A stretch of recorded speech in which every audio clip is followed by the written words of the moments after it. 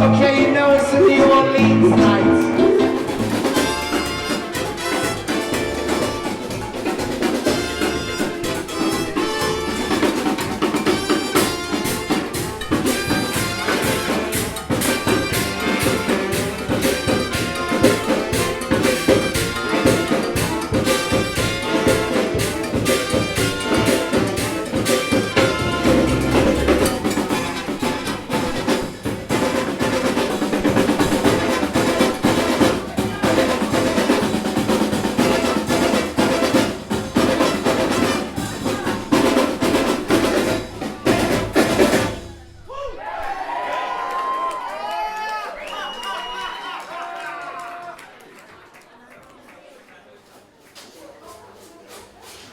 I'm Bob Tippler, I'm Adam Daly. and we jointly organise the Hastings Fat Tuesday Festival. So, Mardi Gras has its roots in old Europe, in France and places like Venice. We have the Carnival, and the idea of that was brought over to the New World, places like New Orleans, by French settlers, and the New Orleans Mardi Gras turned out to be one of the biggest festivals in the world. It involves music and celebration and mask, all of the partying sort of aspects. In New Orleans, it actually runs on for about 3 weeks and leads right up and finishes at midnight on Shrove Tuesday or Fat Tuesday. And we took the view that Hastings had some parallels with New Orleans, certainly has more parallel with New Orleans than say places like Rio or Venice even. We have a big history of music here, some great bands play here, musicians live here, really world-class musicians live in Hastings. And we also have a great tradition of dressing up and partying. We have amazing pram races, pirate days, Jack in the Green festivals, bonfire celebrations. The town is alive with costumes through most of the year. So actually creating a festival in the same way they do in New Orleans around dressing up, partying and music occurred to us we had more in common with New Orleans than say Rio. In fact, weirdly enough, we're on the same place on the clock face about 5 o'clock or 4:30 on the clock face, same place on the map that New Orleans is, so there's that parallel as well.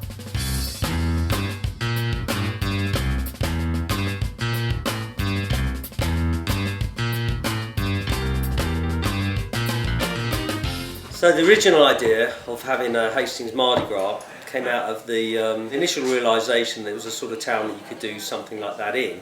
It's a very party, arts, music related sort of town.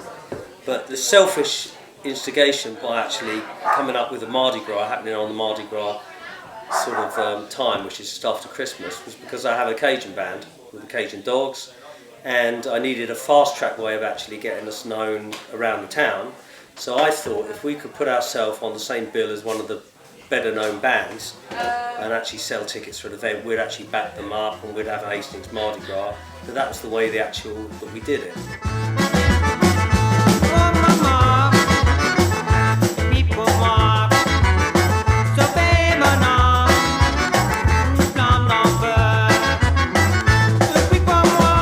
So a lot of our music we play is Cajun based.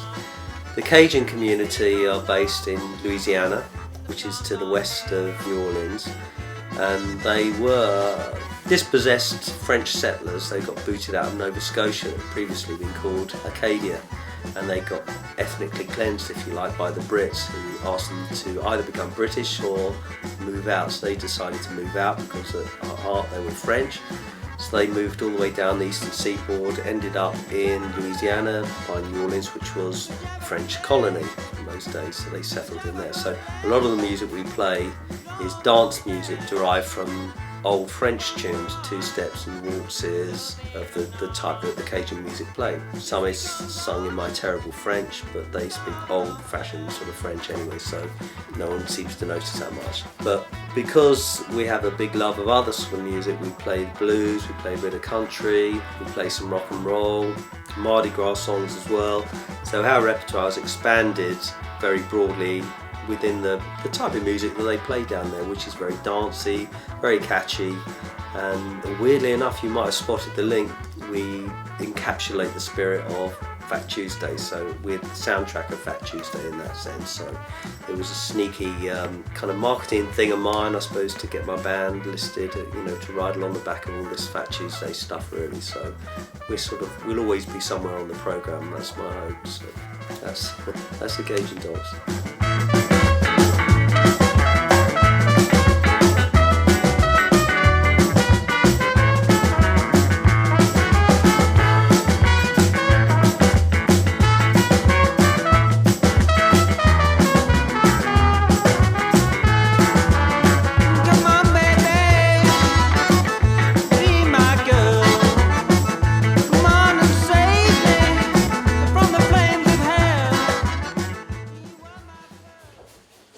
Well, originally it was just the Brass Monkey. We just did it in the Brass Monkey, and I put a band on called Mama Jose, who's still brilliant. She started performing again. We put ourselves as support act to them. The next year I had the Buick 6, and then there was a band from Brighton that came on. So we ran for about 3 years after that. And then, I think in years 2 or 3 we brought another couple of pubs involved, like Bizarros or something, and Frenchies, and it was just, it grew up okay, but it sort of plateaued as a sort of an idea really. Always a cool thing to do, but it was a ticket sell event, and I wanted to find a way of growing it and making it bigger really, because I quite got into the idea of actually putting this thing on each year, but didn't really know how to do that. So fortunately I met this gentleman here, Adam, in our kids' school playground, and he told me vaguely something that he used to do, and it just lodged in my mind. I thought, I wonder if he could actually help us out on that. I said, yeah, okay, yeah, it'd be a really cool thing to do. But he said, you do know what I'm like? I said, well, no, not really. But he said, well, I'll probably, make it a bit mental and, all the rest of it. So that's fine, I just want to grow it bigger. What do you think? So we deconstructed it really. Bob came up with the idea of, previously it was always Mardi Gras, and then you rebranded it as Fat Tuesday. You couldn't say Mardi Gras, which people vaguely know, sort of have an idea of actually what that means. But the main thing, if you're going to do it for real, you have to do it on the actual day. So you might just as well call it Fat Tuesday. At the very least, people know it's going to be on a Tuesday. And then all you're actually having to do is explain to them, why it's called Fat Tuesday, because it's Mardi Gras and Shrove Tuesday and blah, blah. But it actually takes you most of the way there. So that was quite a big step that we did in the rebranding of it, and that's sort of logged in people's mindset really. We kind of went back to the drawing board, didn't we, and came up with some ideas that would create more of an event in the terms of the first year was quite interesting because it was very linear, where we had, I think, 6 venues, 4 venues, I can't remember. We built this ridiculous, fantastic proscenium arch that could be built within 5 minutes. It kind of clipped together, and there was a curtain. And the idea was that we had 6 acts. Each had 7.5 minutes, and we put 2 acts on together. So it was 15 minutes, and then a short break, and then another 15 minutes for the next 2 acts, and then a short break. And the final 15 minutes was Blair and Sambalanka, and it was fantastic fun.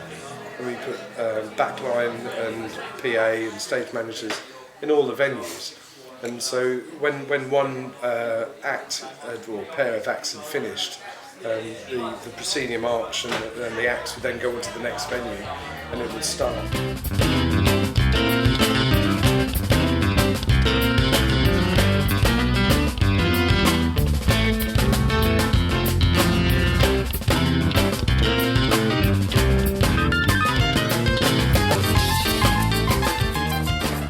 Using the Bonfire Society guys to help us move the proscenium arch and do the stewarding, and all the musicians turned up with flight cases and all the equipment, and it was the place was packed just with people who were working on the event. Where should we put our cases? This is 7 o'clock in the evening on a Tuesday evening in February. Yeah.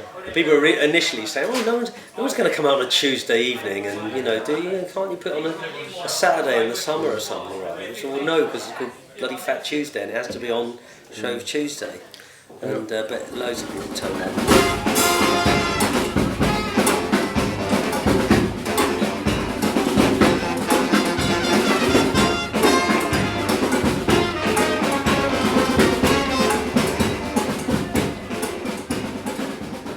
Hi, I'm Lorna Lloyd.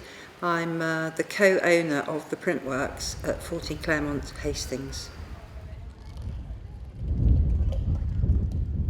It's absolutely fantastic. In February, dark, miserable, wet, and Bob Tippler and Adam Daly have brought Mardi Gras to town. It's amazing. I think it's been a bit of a slow burn. I think, it's exponentially getting bigger and bigger, and people are finding out about it and looking forward to it. And already people are making their costumes, so it's catching on big time.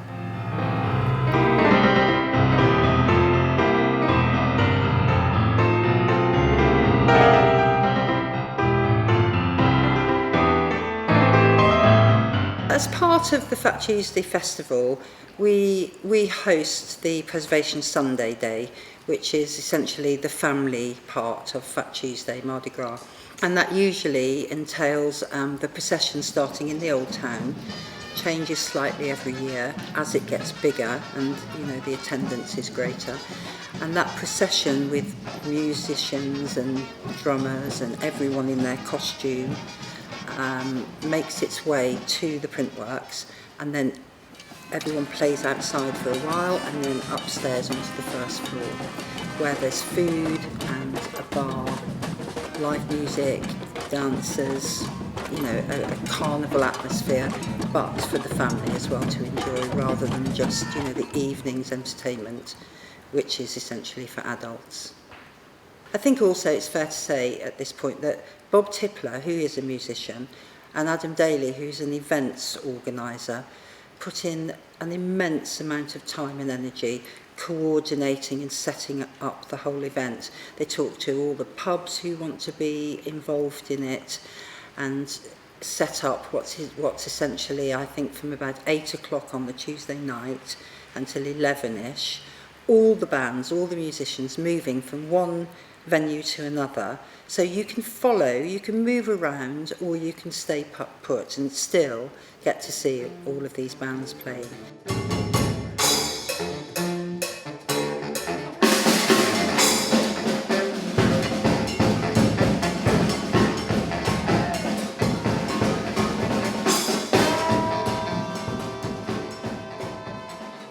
Hello, I'm Ian Dobson, and I provide a lot of the sound equipment and operate some of the sound equipment for the various venues on Fat Tuesday in Hastings Old Town.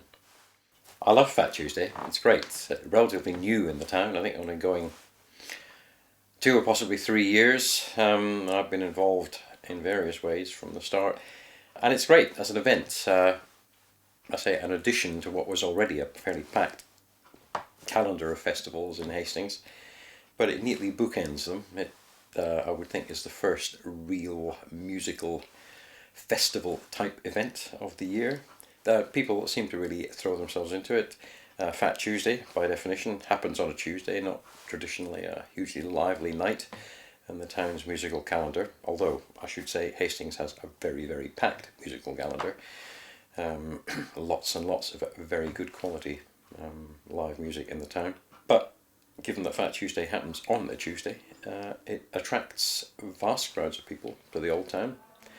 It's probably very good for pub business. It's certainly good in terms of providing an audience for the musicians. And it's just a hugely enjoyable night, if very hectic for those actually involved. The bands travel around at high speed, strut their stuff, pack up and move on to the next venue. The sound crews, speaking from my perspective, have a fairly hectic changeover time, getting ready for the next band. But it's great, and I say the proof of the pudding is the fact that it has grown over the short time it's been running, and now attracts huge crowds. And a good time is had by all. The other bookend at the end of the year is the Voodoo Night on Halloween, another colourful event, and it's great.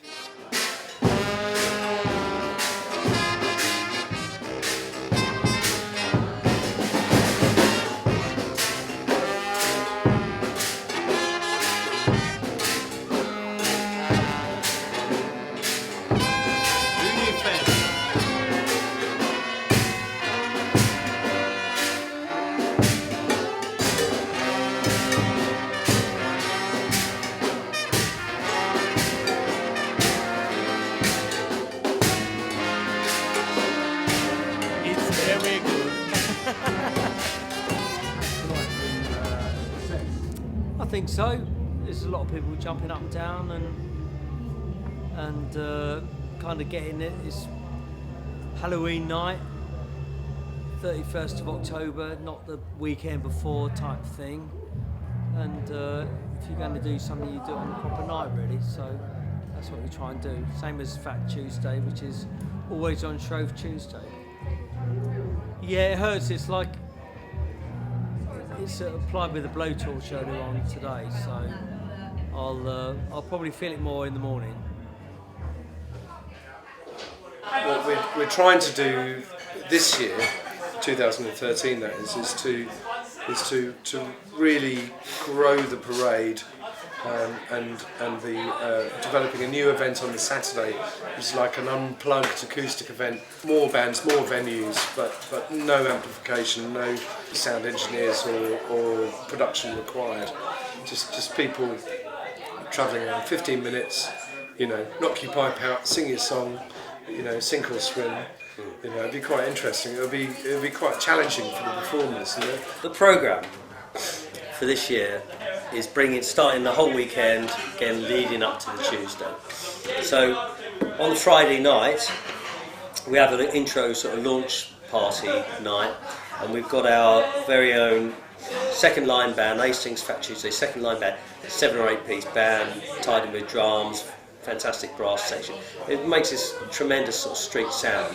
Anyway, they've now got their own gig. They're kicking off the night, the Jenny Lind in Hastings on that night. On Saturday morning, we've got an event called Gras, and this is in homage to my brother, Jim, the guitarist from the Cajun Dogs, who made the massive style faux pas last year of wearing a cardigan to Mardi Gras night, or Fat Tuesday night, when we were all dressed up. So in homage to that, we actually created this event run by the Women's Institute, doing a cake sale and tea.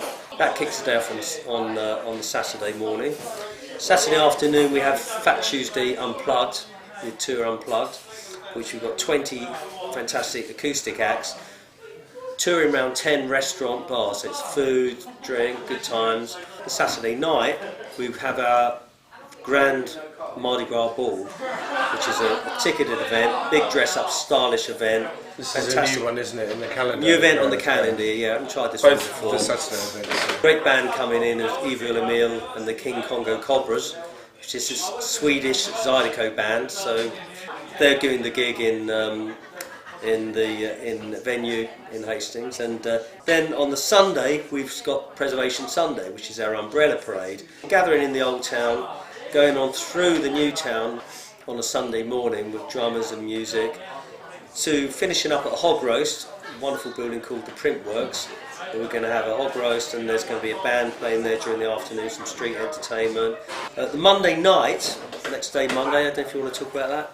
This is kind of a low-key event, Slim Monday, because our friend King Size Slim, fantastic local musician, and because the Tuesday is quite logistically complicated, it's a great opportunity for everyone to get together, have a beer, for the stage managers and sound engineers to meet the performers and just to discuss the logistics of the next day, the Tuesday. And it's the Tuesday. Tuesday's epic. So all the venues are a stone's throw away from each other, and you know you grab a beer in a plastic glass and you wander around between different venues and catching different bands, and you know it's really exciting, and it works really well. What do they say in New Orleans? In New Orleans they say laissez le bon temps rouler. Let the good times roll.